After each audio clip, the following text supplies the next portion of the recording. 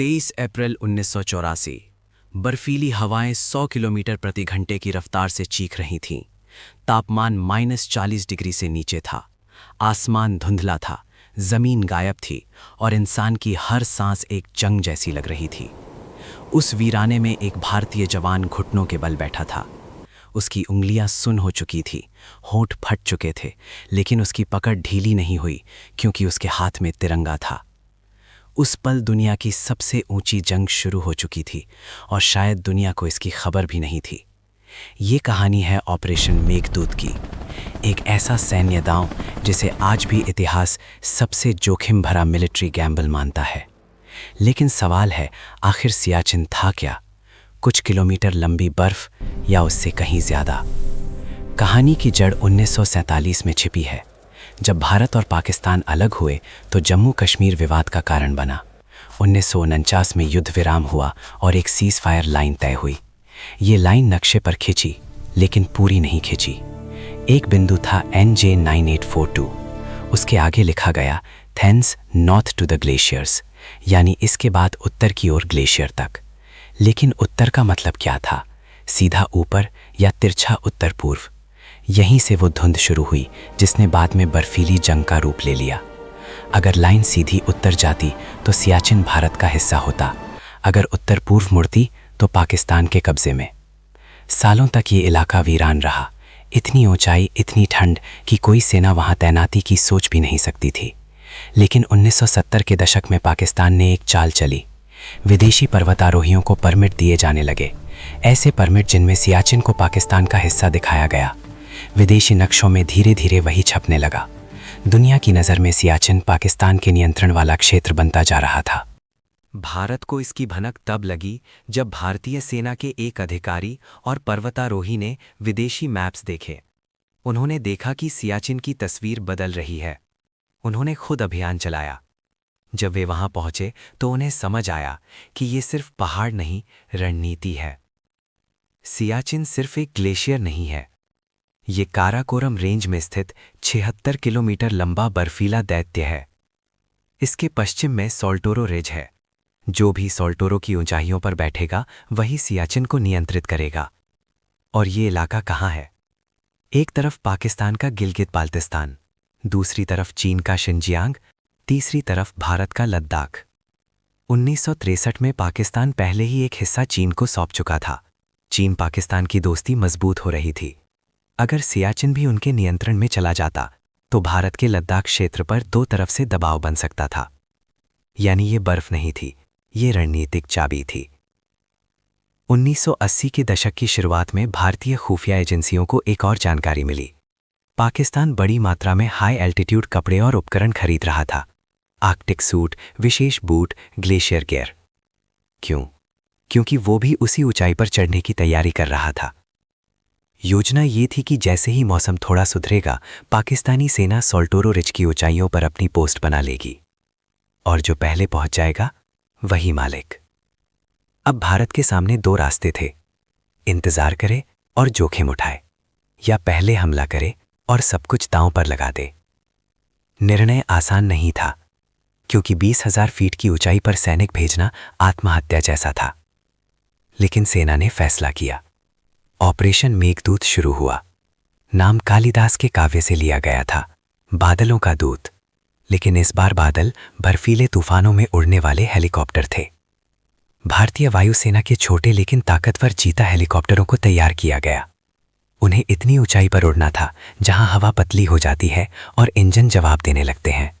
13 अप्रैल 1984, बैसाखी का दिन। जब देश में त्योहार की रौनक थी, उसी सुबह चुपचाप हेलीकॉप्टर उड़ान भर रहे थे। पहला दल बिलाफोन ला पहुंचा, दूसरा सियाला।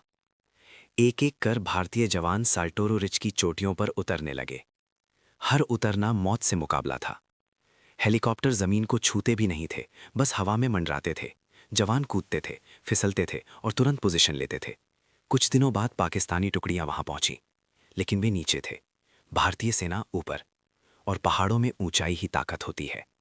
इसके बाद शुरू हुई दुनिया की सबसे ऊंची जंग। गोलियां चलीं, तोपें गरजीं, लेकिन असली दुश्मन अक्सर सामने वाली सेना नहीं, बल्कि प्रकृति थी। -50 डिग्री तापमान। हवा इतनी तेज कि आदमी खड़ा ना रह सके। ऑक्सीजन इतनी कम कि सिर फटने लगे। ग्लेशियर के नीचे दरारें थीं। एक गलत कदम और इंसान सैकड़ों फीट नीचे बर्फ में दफन। कई जवान गोलियों से नहीं, ठंड से शहीद हुए। कई हिमस्खलन में दब गए। 1987 में पाकिस्तान ने एक ऊंची पोस्ट पर कब्जा कर लिया। वो इतनी ऊंचाई पर थी कि भारतीय पोजीशन खतरे में आ गई। उस पोस्ट को बाद में दुनिया क्वैत पोस्ट के नाम से जानने लगी। भारतीय सेना ने उसे वापस लेने का निर्णय लिया। ये मिशन लगभग असंभव था। एक जवानों की टुकड़ी ने बर्फीली दीवार पर चढ़ाई की।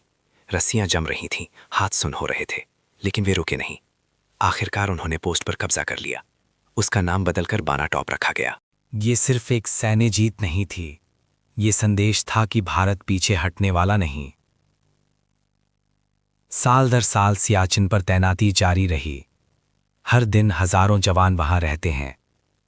एक जवान को वहां भेजने में देश को भारी खर्च उठाना पड़ता है। हर राशन का पैकेट हेलीकॉप्टर से जाता है। हर गोली, हर दवाई, हर टेंट हवा के रास्ते पहुंचता है। लेकिन सवाल फिर वही, क्या ये सब जरूरी है? भारत का तर्क साफ है। अगर सॉल्टोरो रिज खाली कर दी गई और सामने वाले ने फिर कब्जा कर लिया, तो उसे वापस लेना लगभग असंभव होगा। 1999 का कारगिल युद्ध इस डर को और मजबूत कर गया। ऊंचाइयां छोड़ना कितना खतरनाक हो सकता है, ये सबने देखा। सियाचिन पर अब सिर्फ जंग नहीं, बल्कि एक संतुलन है। दोनों सेनाएं आमने सामने हैं, लेकिन गोलियों से ज्यादा यहां मौसम मारता है। कई बार बातचीत हुई, डीमिलिटराइजेशन की बातें हुई, लेकिन विश्वास की कमी हर बार दीवार बनकर खड़ी हो गई। आज भी सियाचिन पर सूरज उगता है तो तिरंगा हवा में लहराता है। बर्फ गिरती है, जवान पहरा देते हैं। तूफान आता है, वे झुकते हैं, टूटते नहीं। ऑपरेशन मेघदूत सिर्फ एक सैन्य कार्रवाई नहीं थी, ये रणनीतिक सोच, साहस और समय पर लिए गए निर्णय की मिसाल थी।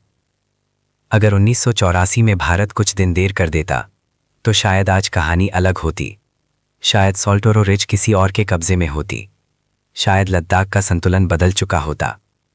लेकिन उस दिन 13 अप्रैल 1984 को, जब हेलीकॉप्टर बर्फीले आसमान में गूंजे, भारत ने इतिहास की दिशा बदल दी। आज भी जब कोई जवान सियाचिन की पोस्ट पर खड़ा होता है, तो वो सिर्फ सीमा की रक्षा नहीं कर रहा होता, वो उस फैसले की रक्षा कर रहा होता है जो 1984 में लिया गया था।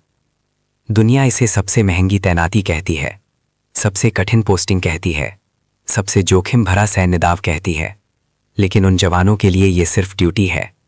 और जब अगली बार आप नक्शे में भारत की उत्तरी सीमा देखें, तो याद रखिएगा, उस सफ़ेद खाली जगह में सिर्फ बर्फ नहीं है, वहां इतिहास जमा हुआ है, वहां बलिदान दबे हैं, और वहां अब भी तिरंगा खड़ा है, -50 डिग्री में भी अडिग। वहां खड़े हर जवान को पता होता है कि वो सिर्फ एक पोस्ट की रक्षा नहीं कर रहा, वो उस विश्वास की रक्षा कर रहा है जो देश ने उस पर रखा है। सियाचिन में समय अलग तरह से चलता है। दिन और रात का फर्क कभी कभी बर्फ की सफेदी में खो जाता है। सूरज निकलता है, लेकिन उसकी गर्मी जमीन तक नहीं पहुंचती। हवा चलती है तो ऐसा लगता है जैसे हजारों सुइयां एक साथ चेहरे पर चुभ रही हों।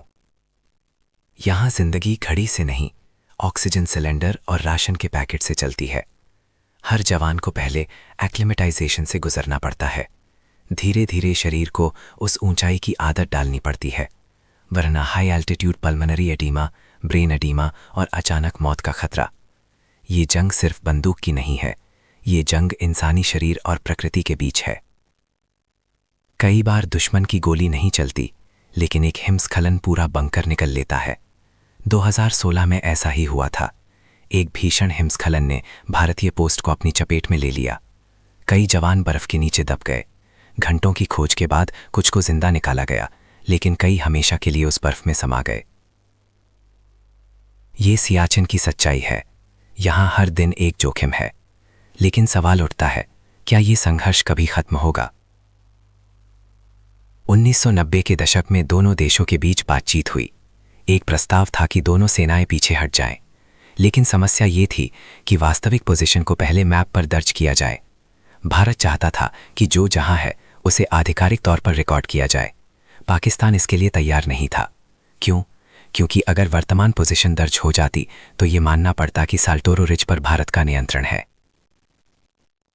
विश्वास की कमी हर समझौते के रास्ते में खड़ी रही। 1999 का कारगिल युद्ध जैसे एक चेतावनी था। ऊंचाइयां अगर खाली छोड़ दी जाएं तो उन्हें दोबारा हासिल करना कितना मुश्किल होता है। सियाचिन ने भारत को सिखाया कि पहाड़ों की जंग में पहल ही सबसे बड़ी ताकत है। आज भारतीय सेना सियाचिन में दुनिया की सबसे उन्नत लॉजिस्टिक व्यवस्था चलाती है। हेलीकॉप्टर नियमित उड़ान भरते हैं, विशेष कपड़े, glacier goggles, solar panel, pre fabricated huts. तकनीक लगातार बेहतर हुई है, लेकिन एक चीज नहीं बदली, जोखिम। यहां हर जवान जानता है कि उसका सबसे बड़ा दुश्मन ठंड है। हथेलियों में फ्रॉस्ट बाइट, पैरों की उंगलियां गलने का खतरा, रात को सोते समय भी अलार्म इस डर से कि कहीं ऑक्सीजन कम न हो जाए। फिर भी जब सुबह की परेड होती है तो वही अनुशासन, वही जोश। सियाचिन पर तैनाती को सेना में सबसे कठिन पोस्टिंग कहा जाता है, लेकिन साथ ही ये सम्मान भी है, क्योंकि हर कोई वहां जाने के लिए तैयार नहीं होता। ऑपरेशन मेघदूत के बाद से लेकर आज तक सैकड़ों जवानों ने वहां अपना जीवन न्यौछावर किया है। उनमें से कई की कहानी कभी सुर्खियों में नहीं आई, वे गुमनाम रहे, लेकिन उनका बलिदान उस बर्फ की परतों में दर्ज है। कभी कभी ये भी सवाल उठता है कि क्या इतनी ऊंचाई पर जंग का कोई अर्थ है? क्या ये सिर्फ अहंकार है या राष्ट्रीय सुरक्षा की मजबूरी? रणनीतिक विशेषज्ञ कहते हैं, साल्टोरो रिज पर नियंत्रण का मतलब है कि दुश्मन काराकोरम पास की दिशा में आगे नहीं बढ़ सकता। इसका मतलब है कि लद्दाख की सुरक्षा की एक परत मजबूत रहती है। ये एक ऐसा इलाका है जहां एक छोटी सी ऊंचाई भी बड़े भू राजनीतिक समीकरण बदल सकती है। सियाचिन का नाम संस्कृत के शब्द सिया से आया है, जिसका मतलब है गुलाब, गुलाबों की भूमि। लेकिन यहां सिर्फ बर्फ है। कभी ये इलाका पर्यटन और पर्वतारोहण के लिए जाना जाता था, आज ये सैन्य चौकियों का घर है। और फिर भी जब बर्फ के बीच सूरज की किरण पड़ती है तो पूरा ग्लेशियर सुनहरा चमक उठता है, मानो प्रकृति खुद कह रही हो, ये सिर्फ जंग का मैदान नहीं, ये सहन शक्ति की परीक्षा है। ऑपरेशन मेघदूत ने एक संदेश दिया था, रणनीति में समय सबसे बड़ी ताकत है। अगर भारत ने इंतजार किया होता, अगर वो मौसम के सुधरने का इंतजार करता, तो शायद पाकिस्तान पहले पहुंच जाता और तब इतिहास अलग होता। आज 40 साल बाद भी सियाचिन पर भारतीय सैनिक खड़े हैं। तूफान आते हैं, हिमस्खलन होते हैं, तापमान गिरता है, लेकिन तिरंगा नहीं झुकता। ये कहानी सिर्फ सीमा की नहीं है, ये कहानी है उन जवानों की जो अपने परिवार से महीनों दूर रहते हैं, जो त्योहार बर्फ के बीच बनाते हैं, जो खत लिखते हैं और कभी कभी जवाब आने से पहले ही इतिहास बन जाते हैं। ऑपरेशन मेघदूत ने दिखाया कि जंग सिर्फ मैदान में नहीं जीती जाती। कभी कभी जंग नक्शे की एक अधूरी लाइन से शुरू होती है और कभी कभी जीत सिर्फ एक कदम आगे बढ़ जाने से तय हो जाती है। जब आप अगली बार देश की उत्तरी सीमा की ओर देखें तो याद रखिए, वहां सिर्फ बर्फ नहीं है, वहां फैसले की ताकत है, वहां साहस की पराकाष्ठा है, वहां उन अनगिनत सैनिकों की छाप है जिन्होंने प्रकृति से भी बड़ी जंग लड़ी। और सियाचिन की ठंडी हवाओं में आज भी एक आवाज गूंजती है, सीमा की रक्षा सिर्फ बंदूक से नहीं होती, कभी कभी वो हिम्मत से होती है, जो -50 डिग्री में भी जमती नहीं।